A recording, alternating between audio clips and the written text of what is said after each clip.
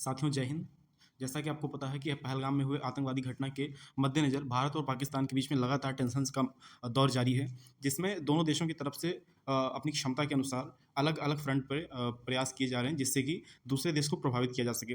जिसी क्रम में भारत द्वारा सोशल मीडिया प्लेटफ़ॉर्म यानी कि जो पाकिस्तान के सोशल मीडिया बेस्ड प्लेटफ़ॉर्म थे, उनको भारत में बहुतायत बैन किया गया है, जिससे कि आपको लग रहा होगा कि शायद ये बहुत छोटा कदम है, लेकिन नहीं, ये छोटी-छोटी चीज़ें कितना प्रभाव डालती है, ये चीज़ें मैं आपको इस वीडियो में बताने वाला हूँ। जैसा कि आपको पता है कि भारत के द्वारा पहले ही भारत सरकार द्वारा सिंधु जल समझौते को होल्ड पे रख दिया गया है, यानी कि जब तक दोबारा यानी सरकार नहीं चाहेगी तब तक इस चीज़ को हम आगे कंटिन्यू नहीं करेंगे। तो हुआ क्या है, भारत सरकार द्वारा जो 16 यूट्यूब चैनल को बैन करने की लिस्ट आई थी, उसी क्रम में टोटल 16 बैन ना होकर के बहुत सारे पाकिस्तानी यूट्यूब चैनल हैं जिसको बैन किया गया है। जिन 16 चैनल की लिस्ट आई है, उसमें जो पाकिस्तान के मेन स्ट्रीम मीडिया यानी कि जो टीवी वाली मीडिया होती है, उसको बैन करने की बात कही जा रही है। और ऑब्वियस सी बात होती है, जो मेन स्ट्रीम मीडिया होती है, जैसे कि भारत की जो मेन स्ट्रीम मीडिया है, वो भारत का पक्ष लेकर के चलेगी या फिर भारत की चीज़ें बहुतायत दिखाएगी। वही चीज़ पाकिस्तान की तरफ से भी थी, यानी कि जो वहाँ का मेन स्ट्रीम मीडिया है, वो पाकिस्तान का प्रोपेगेंडा आगे फैला रहा था, जिस कारण से उसको बैन किया गया।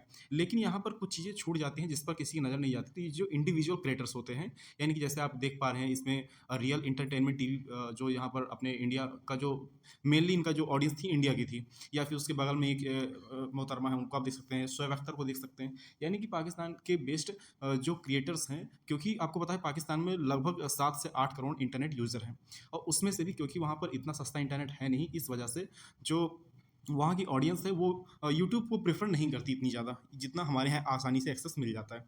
तो इस क्रम में ये जो पाकिस्तानी इंडिविजुअल क्रिएटर्स होते हैं, ये क्या करते हैं, इंडिया की तारीफ़ करते हैं, इंडिया की चीज़ें दिखा करके, जिससे कि इंडिया की ऑडियंस इनको मिल जाती है और इनके टोटल व्यूज़ इंडिया बेस्ड होते हैं। लेकिन जब कभी भी भारत और पाकिस्तान के बीच में टेंशन की बात आती है, तो यही क्रिएटर उल्टा उस प्लेटफ़ॉर्म का यूज़ करके भारत के खिलाफ प्रोपेगेंडा फैलाने का काम करते हैं।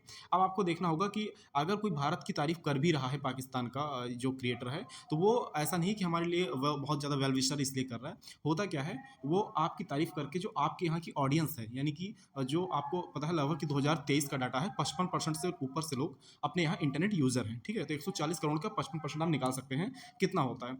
और वहीं पाकिस्तान की बात करें तो वहाँ पर 27 से 28% ही टोटल इंटरनेट यूज़र हैं वहाँ की पॉपुलेशन के हिसाब से। तो वो भी आप देख सकते हैं 24-25 करोड़ की वहाँ की आबादी है। तो जो मेनली इनका जो मेन जो ऑडियंस है वो इंडिया बेस्ड है, जिस वजह से यहाँ से ये व्यूज़ लेते हैं, मिलियंस में इनके व्यूज़ जाते हैं, जिससे ये मिलियंस में अर्न करते हैं यूट्यूब के माध्यम से। और आपको पता है कि जब एक बार आपकी अर्निंग ज़्यादा हो जाएगी, तो आप टैक्स जो देंगे वो वहाँ की सरकार को देंगे। तो होता क्या है, ये यहाँ की ऑडियंस से पैसा कमाते हैं और वो पैसा सरकार को टैक्स के रूप में देते हैं, और जो पैसा आपको पता है वहाँ की सरकार इंडिया के खिलाफ यूज़ करती है। तो ये छोटी मोटी चीज़ें नहीं हैं, ये बड़ी चीज़ें हैं। ये छोटे छोटे जो एक्शन लिए जाते हैं, ये बड़ा इंपैक्ट डालते हैं। और आज की डेट में वो पाकिस्तान का जो ये इंडिविजुअल क्रिएटर्स का ग्रुप है, ये बहुत ज़्यादा परेशान है, क्योंकि इनको पता है जो इनकी ऑडियंस थी, जो इनकी व्यूअरशिप थी, वो टोटल इंडिया बेस्ड थी, ठीक है? तो वहीं आप देख सकते हैं कितनी ज़्यादा परेशानी इन लोगों को फेस करनी पड़ रही होगी, लेकिन ठीक है, इंडिया की सरकार के द्वारा जो एक्शन लिया गया है, ये बहुत ही इम्पैक्टफुल होगा। ये चीज़ आप आगे आने वाले समय में देखेंगे, और जो भी इंडिया के अगेंस्ट प्रोपेगेंडा फैलाने की कोशिश करेगा, वो 10 बार सोचेगा इसके बाद। अब यहाँ आप इंडियन एक्सप्रेस की न्यूज़ देख सकते हैं। After Pahalgam terror attack, India block 16 Pakistani YouTube channels, right to BBC over Kashmir reporting. अब देखिए यहाँ पर क्या हुआ, जब पहलगाम अटैक हुआ उसके बाद में 16 पाकिस्तानी यूट्यूब चैनल को बैन किया गया, लेकिन इसमें वहाँ की जो ARY न्यूज़, समा टीवी वगैरह जो थी, यानी जो मेन स्ट्रीम मीडिया थी, उनको यहाँ पर लिस्टेड किया गया था। लेकिन आपको पता है इसके बाद में बहुत सारे चैनल ऐसे हैं जिनको यूट्यूब चैनल जो इंडिविजुअल क्रिएटर्स थे, उनको पाकिस्तान के जो बेस थे, उनको यहाँ पर इंडिया में बैन कर दिया गया है। अब देखिए यहाँ पर India's YouTube ban leaves Pakistani cricketers content creators struggling, यानी कि जो आपको पता है कि इंडिया से जो मैचेस चलते रहते हैं, उसी चीज़ को कवर करके और अच्छी व्यूअरशिप ले लेते हैं। जो इंडिया की ऑडियंस भी है, वो जा करके इनको ज़्यादा व्यू करती है, जिससे कि इनको अच्छे खासे पैसे बन जाते हैं। अब यहाँ पर देखिए, Indian government blocks 16 YouTube channels own by Pakistani cricket stars and popular content creator last month. The move came after the deadly terrorist attack in Pahalgam. आपको पता है कि इसमें 26 लोग हमारे शहीद हो गए। उसके बाद ये एक्शन लिया गया, जिसमें अगर आप मेनली देखें तो affected by the ban included renowned renowned cricketer Shoaib Akhtar and popular creator Wasim Habab, both are movie has massive following in India. यानी कि आपको पता है कि शोएब अख्तर का चैनल हो या फिर इंजमाम उल हक का हो, इन सबके जो व्यूअरशिप है वो 70 to 80% या मोर देन 80% इंडिया से आती है। अब यहाँ पे देखिए इसका फाइनेंशियल इम्पैक्ट क्या होगा। Most of these channels rely heavily on Indian fan base. आपको पता है कि ज़्यादा से ज़्यादा ये इंडियन फैन बेस पर रिलाई करते हैं। और आपको ये भी पता होगा कि ये थोड़ी बहुत इंडिया के फेवर की बात करके, यानी कि ये सिर्फ मक्खन लगाने वाली चीज़ हो गई कि जिससे हमारी वहाँ की ऑडियंस हमको मिलती रहे। इस क्रम में ये लोग थोड़ी मोड़ी बातें ऐसी कर देते हैं जिससे इंडियन ऑडियंस खुश हो जाती है। लेकिन जब मौका आता है, कोई खास मौका आता है, यानी कि जब ऐसा अटैक हुआ उसको कंडेम करने की बात आएगी, तो कोई भी आगे नहीं आएगा, बल्कि फिर वहाँ पर ये अपनी सरकार का प्रोपेगेंडा, यानी कि पाकिस्तानी सरकार का प्रोपेगेंडा स्टार्ट करना शुरू कर देते हैं।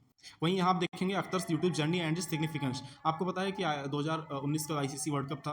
उसके बाद में यहाँ पर देखेंगे विराट कोहली और रोहित शर्मा की लगातार तारीफें करके और उनको अप्रेज करके, यानी प्रेज करके, और लगातार व्यूअरशिप वहाँ से ले रहे थे।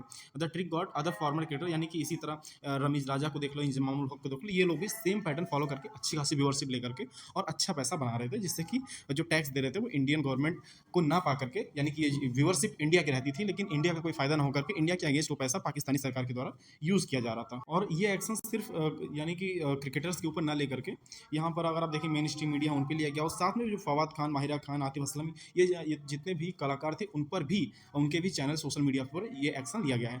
तो कुल मिलाकर के अगर हम बॉटम लाइन बात करें तो सरकार का ये बहुत अच्छा कदम है। और ये छोटे छोटे जो स्टेप्स होते हैं, मेन स्टेप की आप चिंता मत करिए, हमें लगता है सरकार उसके लिए जो भी कर रही होगी वो चीज़ें सामने आएंगी, क्या करना क्या नहीं करता है, अच्छे अच्छे जो वहाँ लोग बैठे हैं वो करेंगे।